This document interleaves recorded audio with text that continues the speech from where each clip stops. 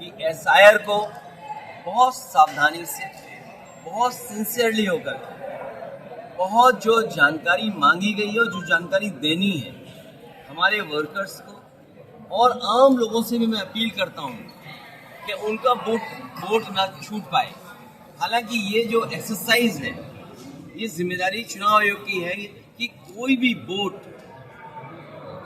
जो वोटर है वो वोटर लिस्ट में शामिल रहे और उस वोटर लिस्ट से उसका नाम न कटे।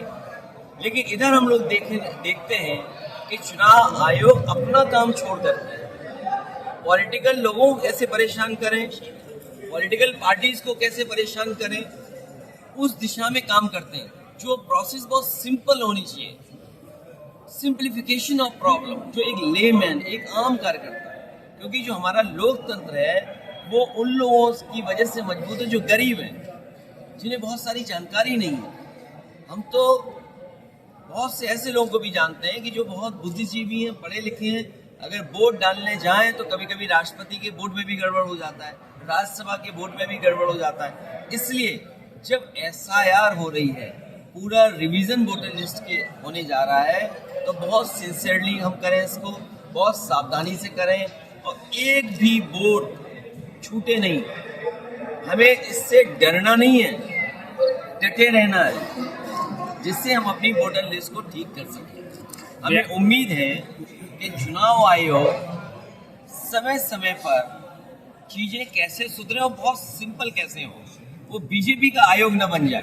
क्योंकि जहां बरेली के लोगों से मैं बात कर रहा हूं, बगल का चुनाव आपने देखा होगा, और जहां चुनाव हो रहे थे दो, एक रामपुर और एक आपका मुरादाबाद का बाई इलेक्शन, जो एरियल डिस्टेंस हम देखेंगे लखनऊ से और चुनाव आयोग से, क्या बहुत दूर नहीं है। चुनाव आयोग कितना होगा एरियल डिस्टेंस? 100-150 किलोमीटर। लेकिन क्या देखा हम लोगों ने? लाखों लाख लोगों को वोट नहीं डालने दिया। एक तो वोट नहीं, लाखों लाख लोगों को वोट नहीं डालने दिया। और उससे पहले एक्सरसाइज जो की थी रामपुर में कि पुलिस लगा दी जाए, आप वोट डालने नहीं जा सकते, वो तस्वीरें हैं, वो वीडियो हैं। कोई ये चैनल नहीं कह सकता जिसके पास वीडियो ना हो, कोई पत्रकार ही नहीं कह सकता कि वो वीडियो फेक है, डॉक्यूमेंटेड है।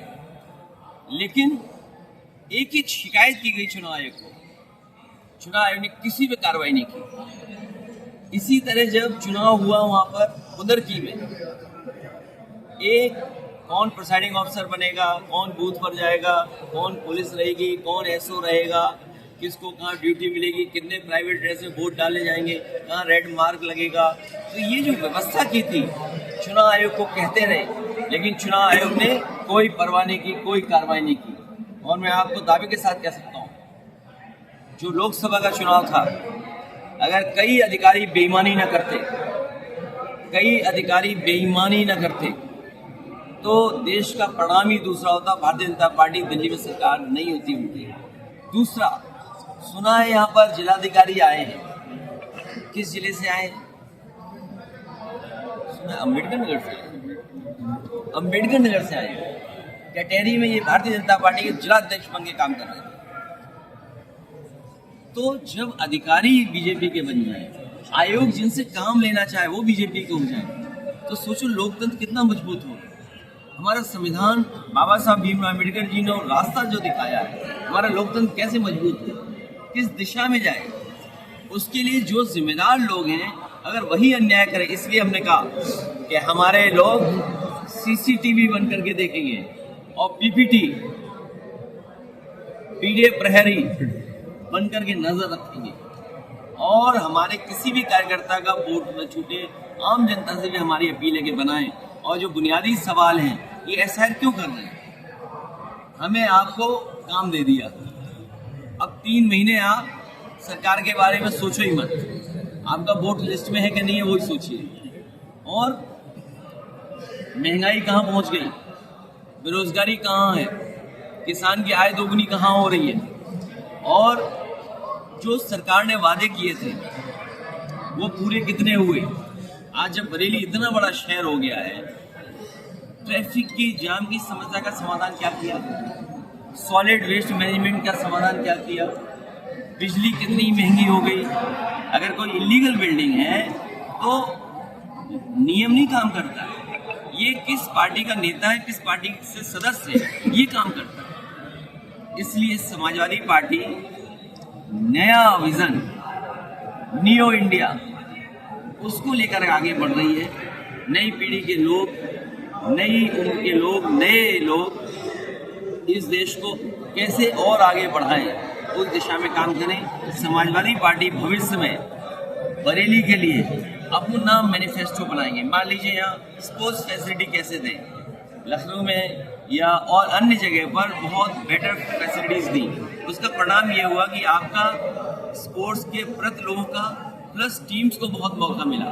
मान लीजिए नोएडा, ग्रेटर नोएडा में एक वर्ल्ड क्लास क्रिकेट स्टेडियम बना, तो वहाँ पर किसी देश की टीम का होम ग्राउंड बन गया। लखनऊ एकाना यही रहेगा इस बार आपका एक कानपुर से डॉक्टर है, इसको कहा कि देखिए एक केस में आज और लखीमपुर के बीच एक आतंकवादी को पकड़ा गया है, ऐसा कुछ कहा जा रहा है। कानपुर में एक डॉक्टर की स्टूडेंट को अरेस्ट किया गया है कानपुर कार्यवाही इंस्टीट्यूशन से, इसका डॉक्टर्स भी विरोध कर रहे हैं। देखिए मुस्लिम लड़की है वो, मैं कोई एजेंसी तो हूँ नहीं, भाई एजेंसी या जो भी भारत सरकार ने जो कहा है कि हम साजिशकर्ताओं को पकड़ेंगे, लेकिन इंटेलिजेंस फेलियर तो नहीं का हुआ है। ये पीडीए ही रहेगा इस बार टिकट का फॉर्मूला। एक आखिरी सवाल, समाजवादी पार्टी हमेशा जो विचारधारा है, आप लोग जो है हमेशा गलत के खिलाफ आवाज उठाते हैं। समाजवादी का रूल पर देखने आपको नहीं पता, पूरी जानकारी नहीं है आपको। पहले आप वोटर लिस्ट ठीक करें, ये हमारी सबकी जिम्मेदारी है। धीरेन्द्र शास्त्री की यात्रा हो रही है, ये कहा जा रहा है कि ये राष्ट्र उनके लिए है। धीरेन्द्र शास्त्री की जो यात्रा कर रही है हिंदू राष्ट्र के लिए, इस पर जाके भी हिंदू राष्ट्र के लिए मैं आपसे कह रहा हूँ ना, 2 सवाल छोड़ रहा हूँ मैं आपको। दैनिक भास्कर, कई काम अच्छे करते हो आप, जैसे पटना में आपने स्टिंग ऑपरेशन किया, कितने अच्छे आदमी, देखो यूपी में भी किया आपने, यूपी में कई किया। नहीं, एक वो हमारा वाला भी किया आपने। याद कीजिए, जिसमें आपने एक आईएएस को कहा कि इस आईएएस ने ये साजिश की थी। मैं बधाई देना चाहता हूँ इनको, हालांकि ज्यादा बधाई दो कल को आपके दुश्मन हो जाएंगे भी। लेकिन इन्होंने जो निकाला, कम से कम जानकारी मिली लोगों को कि देखो किस लेवल पे साजिश करते हैं। बिहार में तेजस्वी मुख्यमंत्री बनने जा रहे हैं, कोई कंफ्यूजन नहीं है इसमें। और नहीं, अरे इन चैनल का क्या माने हम, अरे नहीं, वो बातें हम दोबारा क्यों दोहराएं, जो बातें आप खुद जानते हो, खुद शर्मिंदा हो।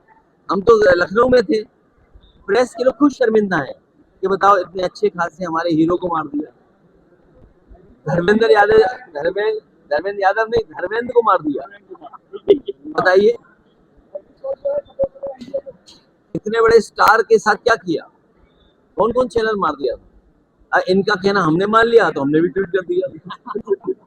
अरे हम ही नहीं है, देश के बहुत बड़े बड़े नेता हैं, तो अब कैसे यकीन करें हम चैनल को, हम किस चैनल को यकीन माने, बताओ।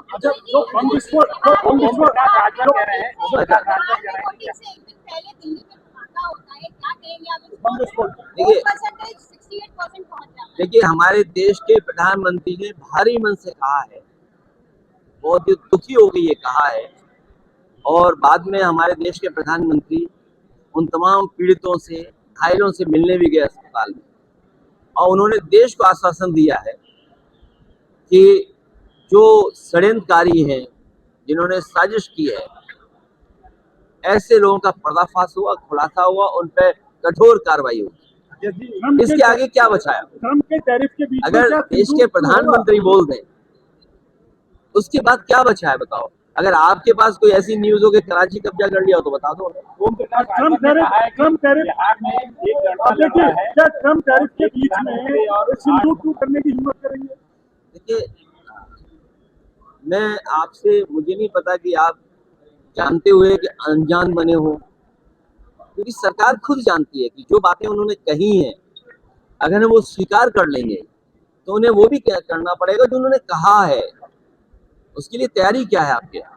इसलिए हमें सबको, जितने लोग हैं, सबको जो प्रधानमंत्री जी ने कहा है उस पर भरोसा करना चाहिए। उन्होंने भारी मन से बहुत दुखी होकर के कहा है कि ऐसे लोग जो लोग साजिश षड्यंत्र करते हैं उनके खिलाफ कड़ी कार्रवाई होगी। शासन ने कहा है कि बिहार में एक लड़के से जो है प्रधानमंत्री, 5 मुख्यमंत्री और 50 मंत्री मिलकर लड़ रहे हैं। देखिए, इसका जवाब मैं नहीं दे सकता, इसका जवाब हमारे मुख्यमंत्री योगी जी दे सकते हैं। जो जवाब हमारे पत्रकार साथी मांग रहे, उसका जवाब मैं नहीं दे सकता। ये जवाब तो हमारे मुख्यमंत्री जी दे सकते हैं।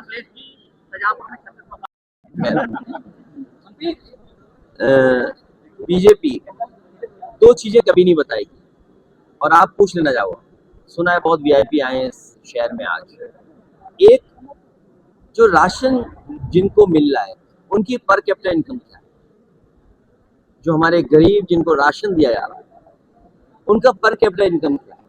ये पर कैपिटा इनकम सबकी बताते हैं, देश की पर कैपिटा इनकम बताते हैं।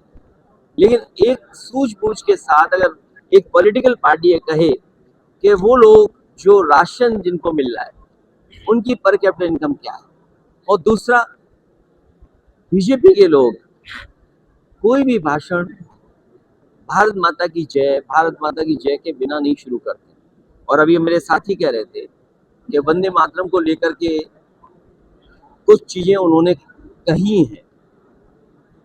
भारतीय जनता पार्टी वाले, मैं अपनी जिंदगी गुजर गई मेरी, जब मैं स्कूल में था, प्रेयर से लेकर के एंड तक हर दिन या फिर जनगण गाते थे या वंदे मातरम गाते थे, और सारे जहां से अच्छा भी गाते थे। किसी भी मिलिट्री स्कूल को आप देख ले जाते थे, किसी भी सैनिक स्कूल को देख ले जाते। सवाल ये है कि इतना राष्ट्रभक्त नहीं यार ये लोग, लेकिन इनसे पूछो कि भारत का क्षेत्रफल 2014 में क्या था, और आज जब हम और आप लोग बैठे हैं, जो 2026 आने वाली है, कि 2026 में भारत का क्षेत्रफल क्या है? ये मैंने लोकसभा में पूछा था, और मैं फिर पूछता हूँ आपके माध्यम से कि जो लोग ये नहीं बता सकते क्षेत्रफल, वो हमें इन्हीं चीजों में उलझा के रखेंगे, SIR में या हिंदू मुस्लिम में। और ये सरकार से प्रायोजित है, बहुत सी चीजें गवर्नमेंट से प्रायोजित हैं। अगर गवर्नमेंट ही स्पॉन्सर करे कुछ चीजों को, तो आप कैसे बचोगे? आप तो गवर्नमेंट की जिम्मेदारी और आपकी भी जिम्मेदारी है कि हमें उम्मीद है कि सच पहुंचाएं।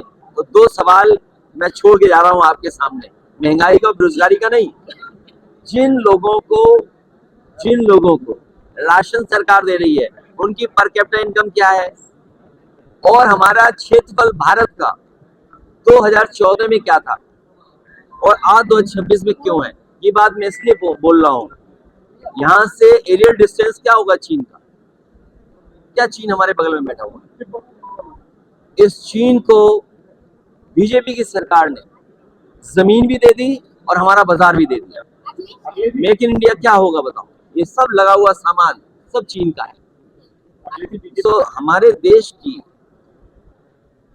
पूरी इकोनॉमी आप चीन को दे रहे हो। आप हमारा क्षेत्रफल वो कब्जा कर रहा, तो आप किस में उलझाए हुए हमें और आप? इसलिए ये दो सवाल छोड़ के जा रहा हूं मैं आपसे। जब अगली बार मिलेंगे तो हमें उम्मीद है आपका ही कोई साथी बताएगा कि बीजेपी ने ये कहा है। कानून का राज है, क्या चीज? कानून का राज है, नहीं, हम किसको माने? हम दिल्ली के NCRB के आंकड़े माने कि ना मानिए बता दो भाई। हर चीज हम मान लेते हैं आपके कहने से, लेकिन क्या हम NCRB के आंकड़े मानेंगे कि नहीं मानेंगे? NCRB के आंकड़े ये कहते हैं कि सबसे ज्यादा कस्टोडियल डेथ आपके यहाँ है, सबसे ज्यादा फेक इनकाउंटर आपके यहाँ है, आपके यहाँ अधिकारी करप्ट है। और उदाहरण, जो इन्वेस्टमेंट की बात, एक अधिकारी अंडरग्राउंड हो गया, आप भी जानते हो कि जिले में भी रहे वो हमारी सरकार।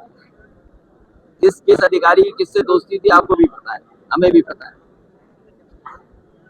तो इन्वेस्टमेंट लाने वाले की जिम्मेदारी क्या है? कमीशन मांग रहे हैं, और कहाँ अंडरग्राउंड होना पड़ा उन्हें? तो दो सवाल मैं आपको छोड़ के जा रहा हूँ।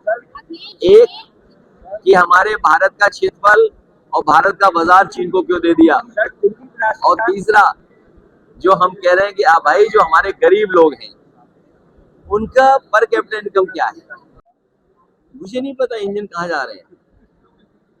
भाई आप बेहतर बता सकते हो कि इंडियन कहाँ जा रहे हैं। हर हफ्ते में 2 एनकाउंटर।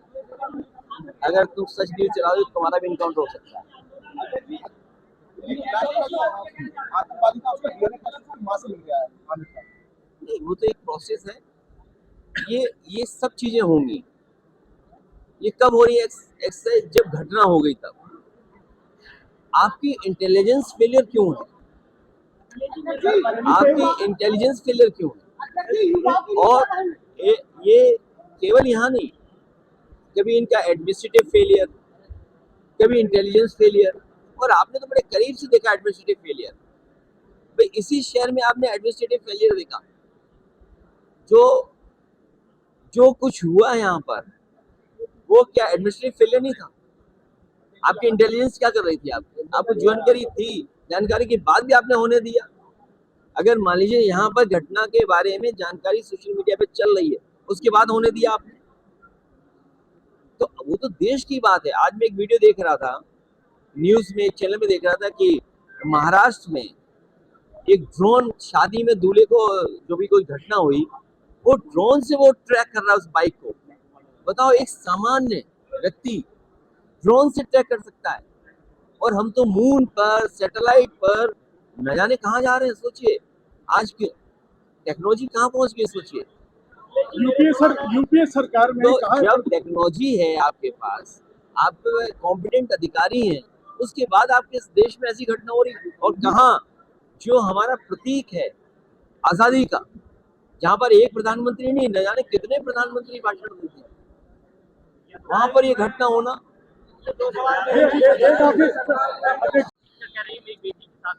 देखिए, ये जो बुलडोजर कल्चर है, इसको कभी कोई स्वीकार नहीं कर सकता। अनकॉन्स्टिट्यूशनल है, अनडेमोक्रेटिक है, और बहुत ही खराब फैसला है। सुप्रीम कोर्ट ने समय समय पर सरकार को कहा है कि बुलडोजर संस्कृति नहीं हो सकती है, बुलडोजर सॉल्यूशन नहीं है।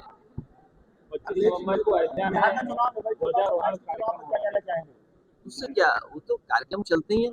अब मान लीजिए नया साल आएगा, इसको कौन रोक लेगा? क्रिसमस आएगा, कौन रोक लेगा? तो त्योहार कार्यक्रम तो चलते ही होते हैं, और होना भी चाहिए कार्यक्रम।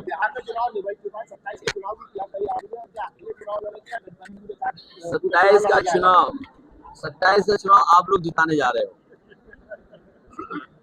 आप हमारे पत्रकार साथी जिताने जा रहे हैं। किन मुद्दों पर लड़ेंगे?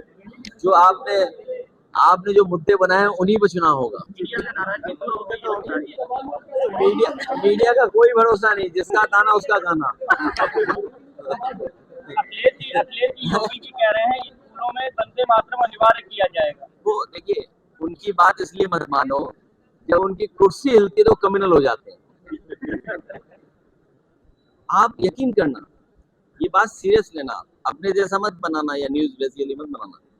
जब भी उन्हें ये लगता है कि उनकी कुर्सी हटा दी जाएगी, क्योंकि एयरपोर्ट पे जाते समय पटना में वो तस्वीरें आपने देखी होंगी, उन्होंने मुझसे कहा था कि वो बहुत जल्दी मुख्यमंत्री बनने जा रहे हैं। तो हो सकता है ये खबर सरकार तक पहुंच गई हो, तो अपनी कुर्सी बचाने के लिए वो कम्युनल हो जाते हैं। उनकी लैंग्वेज, उनकी भाषा, उन्हें इतिहास से कोई लेना देना नहीं है। इतिहास में क्या लिखा हुआ है, इतिहास क्या था, बस उन्हें डिवीजन करना है। इसीलिए समाजवादी पार्टी विजन के साथ जा रहे, डिवीजन के साथ नहीं जा रहे। हम एक विजन के साथ जा रहे हैं कि न्यू इंडिया कैसे बने, टेक्नोलॉजी को कैसे लगे। आज ऑरेंज इकोनॉमी की बात हो रही है। अब वो बीजेपी के हैं तो कहेंगे ऑरेंज इकोनॉमी मतलब ऑरेंज कपड़ा पहन लो। तो जो चीजें बदल रही हैं, आज बरेली इतना बड़ा शहर हो गया, या लोगों के पास आज मोबाइल है, या इतना वेल कनेक्टेड है, इन्फॉर्म्ड है वेल, तो चीजें बदली हैं। नया नौजवान नौकरी चाहता है, रोजगार चाहता है। आपने स्मार्ट बरेली बनाने के लिए कहा, कितना बन गया आपका स्मार्ट? अभी जब मैं आ रहा था, मंडी के सामने 3 गधे दिखाई दिए, और नहीं मानते आप, पुलिस से पूछ लेना। अगर स्मार्ट सिटी है, सीसीटीवी तो देख लीजिए। अब बताइए, बरेली आए और 3 गधे मिल जाए, मैंने अपनी आंखों से देखा। और अब मुख्यमंत्री जी सिंगापुर जा रहे हैं। सिंगापुर, किसी ने बता दिया कि सिंगापुर में वेनिस है, उत्तर प्रदेश में किसी ने बता दिया कि सिंगापुर में वेनिस है। उनसे कहिए वेनिस वहां नहीं है। एनकाउंटर का ग्राफ बढ़ा है। क्या डबल इंजन की सरकार अलग अलग इंजन जा रहे हैं क्या?